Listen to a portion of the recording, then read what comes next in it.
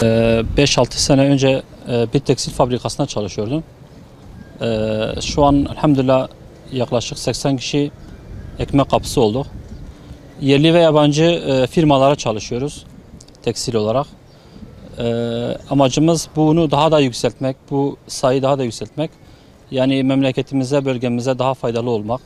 Çünkü bu yörenin halkı olduğumuz için kendi halkımıza bir katkımız olsun diye böyle bir işe giriştik elhamdülillah. 7 aydır çalışıyoruz. Üstüne kata kata çalışıyoruz. İnşallah amacımız daha da ileriye gitmek.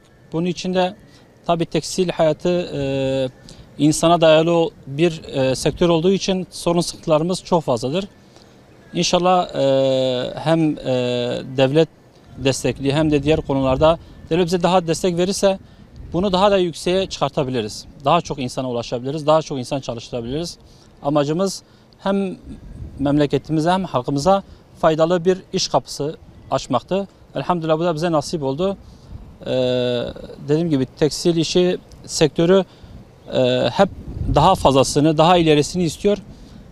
Biz de yani devletin bize sunduğu imkanları daha da bize fazlalaştırırsa biz de bu işi daha da inşallah ileriye götüreceğiz. Daha önce farklı işlerde çalışıyorduk. Ama elhamdülillah 5 senelik bir yerde çalıştığımız olmuştu işçi olarak. Tabii biz de kendi işimizi kuralım ve elhamdülillah şimdi işimizi kurduk. Yurt dışına şu an mamul yapıyoruz. Diğer yerli firmalara da yapıyoruz. Dediğim gibi 80 kişi çalışıyor ama hedefimiz tabii bunun 2 katı. Yani hedefimiz budur. İnşallah bunu başaracağımıza inanıyoruz.